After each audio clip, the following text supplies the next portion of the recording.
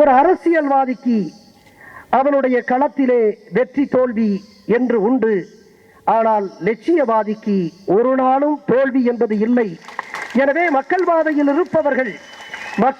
இருப்பவர்கள் சாதாரண அரசியல்வாதிகள் அல்ல, மகத்தான என்னுடைய சமூகத்தினுடைய விழிப்புக்கும் விடியலுக்குமான லட்சியவாதிகள்.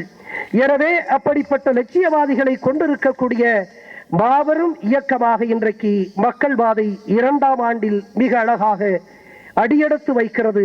அன்பிற்குரியவர்களே, இன்றைக்கு எல்லோருமே உணர்ச்சி வசப்பட்டு பேசினார்கள். நான் உணர்ச்சி வசப்பட்டு பேச முடியாது. காரணம், உணர்ச்சி வசப்பட்டே பேசி பேசி அழிந்த ஒரு சமூகத்திலிருந்து நான் வருகிறேன். எனவே நானும் உணர்ச்சி வசப்பட முடியாது. காரணம் என்ன தெரியுமா?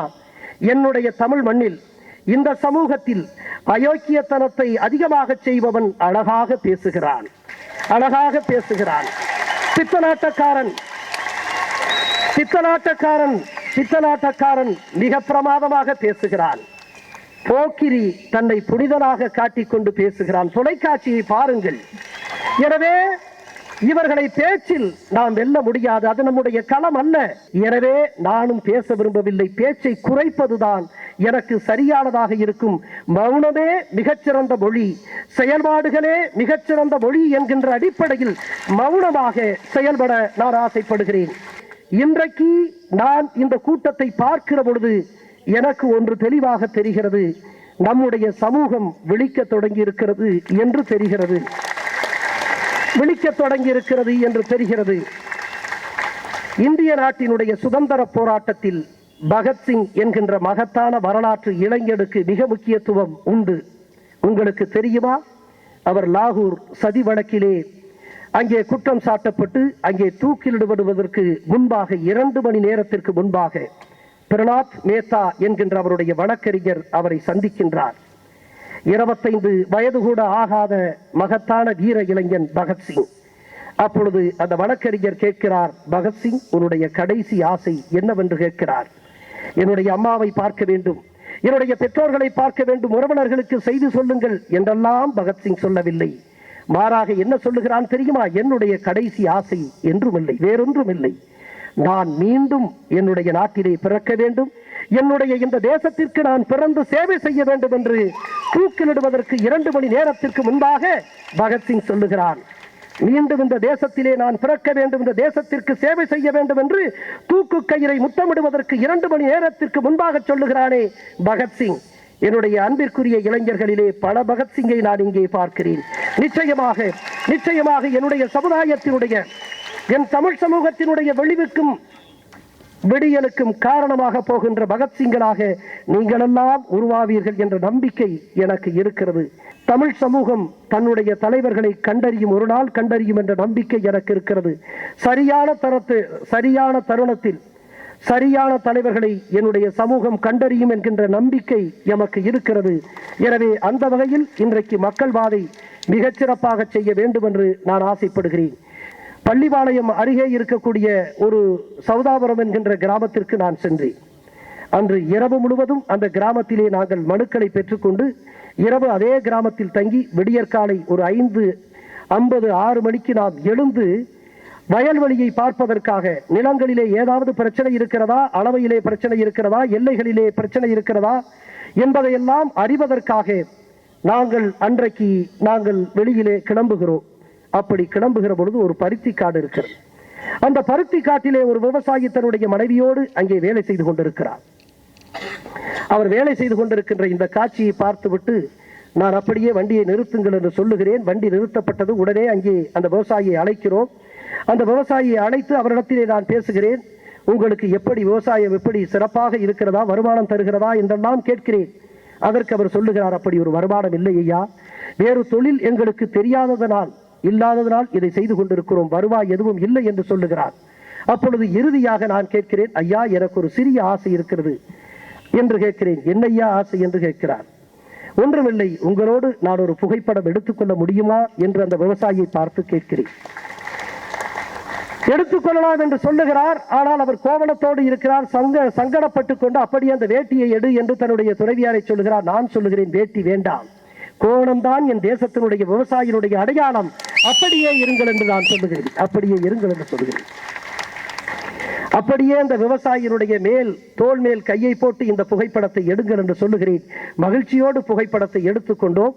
அந்த புகைப்படத்தை என்னுடைய மக்கள் தொடர்பு அலுவலர்களிலே சொல்லி நான் சொன்னேன், நான் ஓராண்டில் எடுத்துக்கொண்ட பல தலைவர்கள் வந்திருக்கிறார்கள், அமைச்சர்கள் வந்திருக்கிறார்கள், அதிகாரிகள் வந்திருக்கிறார்கள், அவர்களோடெல்லாம் புகைப்படம் எடுத்திருக்கிறோம்.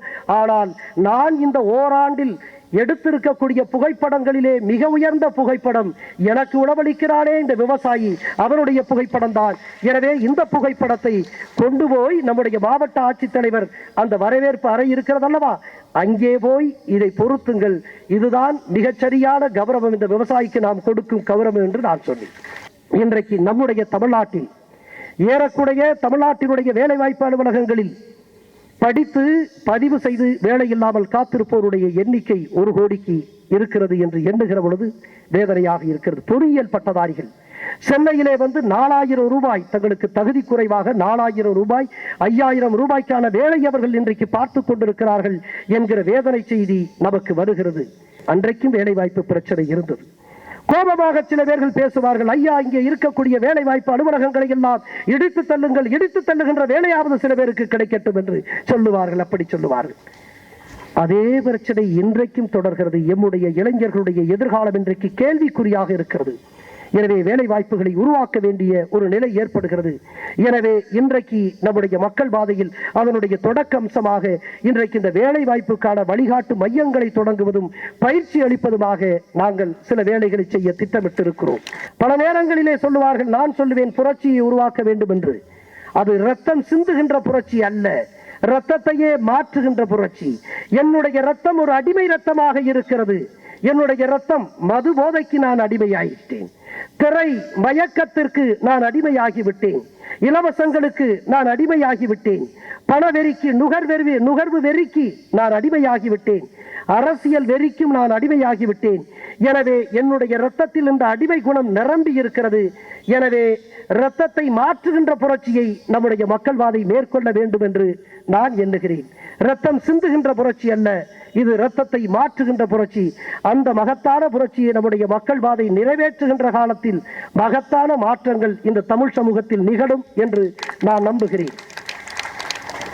அன்பிற்குரியவர்களே, காந்தியடிகளுடைய வரலாற்றை நீங்கள் உற்று நோக்கினால், அவர் லண்டனிலே போய் பாரிஸ்டர் பட்டம் பெற்று பிறகு இந்தியா வருகிறார். அதற்கு பிறகு தென்னாப்பிரிக்காவுக்கு செல்லுகிறார். அப்படி செல்லுகிற பொழுது அங்கே அவர் வழக்கறிஞர் தொழிலுக்காக சென்றுகிற பொழுது ஒரு நாள் டர்பனிலிருந்து பிரிட்டோரியாவுக்கு அவர் ரயில் பயணம் மேற்கொள்ளுகிறார். ரயில் பயணம் மேற்கொள்ளுகிற பொழுது இவர் முதல் வகுப்பிலே பயணம் செய்கிறார். வழக்கமாக முதல் வகுப்பிலே பயணம் செய்வது வெள்ளைக்காரர்களுக்கு மட்டுமே ஆன தகுதி. எனவே மாரிட்ஸ்பர்க் என்கின்ற இடத்திலே வெள்ளைக்கார அதிகாரிகள் வந்து நீ 2வது வகுப்புக்கு செல் என்று சொல்லுகிறார். இவர் மறுக்கிறார். நான் முதல் வகுப்புக்கு நான் இங்கே அதற்கான அந்த உரிமை சீட்டத்தை நான் பெற்றிருக்கிறேன், எனவே நான் செல்ல முடியாது என்று சொல்லுகிறார்.